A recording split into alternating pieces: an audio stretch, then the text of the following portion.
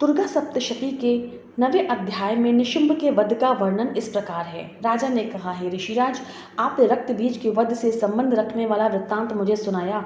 अब मैं रक्त बीज के मरने के पश्चात क्रोध में भरे हुए शुंभ व निशुंभ ने जो कर्म किया वह सुनना चाहता हूँ। महर्षि मेधा ने कहा, रक्त बीज के मारे जाने पर शुंभ और निशुंभ को बड़ा क्रोध आया और अपनी बहुत बड़ी सेना का इस प्रकार सर्वनाश होते देखकर निशुंभ देवी पर आक्रमण करने के लिए दौड़ा।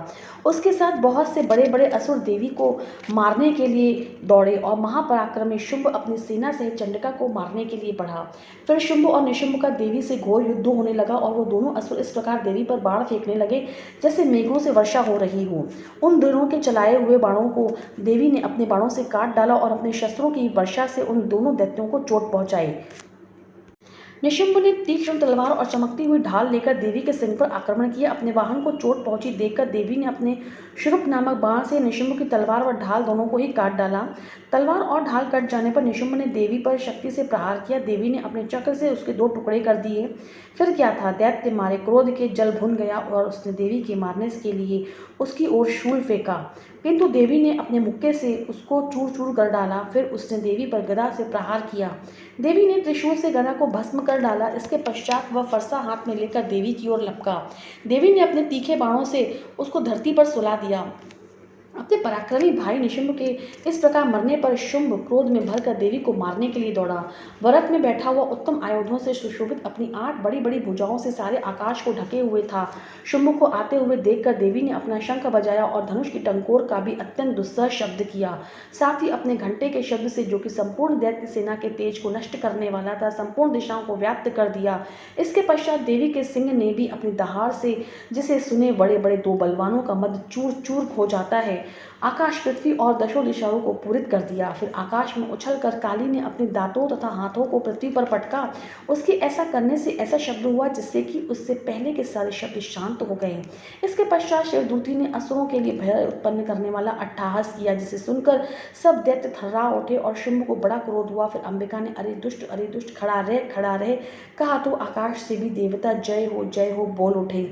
शुंभ ने वहां आकर ज्वालाओं से युक्त एक अत्यंत भयंकर शक्ति छोड़ी, जिसे आते देखकर देवी ने अपने मोहलिका नामक शक्ति से काट डाला। हे राजन, फिर शुंभ के सिंहनाद से तीनों लोक व्याप्त हो गए और उसकी प्रतिध्वनि से ऐसा घोर शब्द हुआ जिसने इससे पहले के सब शब्दों को जीत लिया। शुंभ के छोड़े बाणों को देवी ने और देवी के छोड़े बाणों को शुंभ ने अपने बाणों से काटकर सैकड़ों और हजार टुकड़ों में परिवर्तित कर दिया।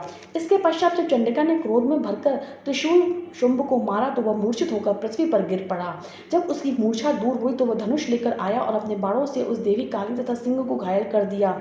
फिर उस देवता के राक्षस ने 10,000 भुजाएं धारण करके चक्रादि आयुधों से देवी को आच्छादित कर दिया। तब भगवती दुर्गा ने कुपित होकर अपने बाणों से उन चक्रों और बाणों को काट डाला। यह देखकर निशुंभ हाथ में गदा लेकर चंडिका को मारने के लिए दौड़ा। उसके आते ही देवी ने तीक्ष्ण धार वाले खड्ग से उसकी गदा को काट डाला। फिर उसने त्रिशूल हाथ में लिया और देवताओं को दुखी करने वाले शुंभ को त्रिशूल हाथ में लिए हुए आता देखकर चंडिका ने अपने शूल से उसकी छाती पर प्रहार किया और उसकी छाती को चीर डाला। शूल विदीर्ण हो जाने पर उसकी छाती में से एक जैसा महापराक्रमी दैत्य ठहर जा कहता हुआ निकला। उसको देखकर देवी ने बड़े जोर से ठहाका लगाया। अभी वह निकलने ही न पाया था कि उसका सिर अपनी तलवार से देवी ने काट दिया। सिर के कटने के साथ वह पृथ्वी पर गिर पड़ा। तदंतर सिंह दहाड़ कर असुरों का भक्षण करने लगा और काली शिवदूती भी राक्षसों का रक्त पीने लगी। कौमारी की शक्ति से कितने ही महादैत्य नष्ट हो गए। महाब्राह्मणी के कमंडल के जल से कितने ही असुर समाप्त हो गए। कई दैत्य माहेश्वरी के त्रिशूल से विदीर्ण होकर पृथ्वी पर गिर पड़े और कई वाराही के प्रहारों से छिन्न भिन्न होकर धराशायी हो गए। वैष्णवी ने अपने चक्र से 2 बड़े महापराक्रमियों का कचूमर निकालकर उन्हें यमलोक भेज दिया और ऐन्द्री ने कितने ही महाबली राक्षसों के टुकड़े टुकड़े कर दिए। कई दैत्य भाग गए और मारे गए। कितने ही काली शिवदूती और सिंह ने भक्षण कर लिए।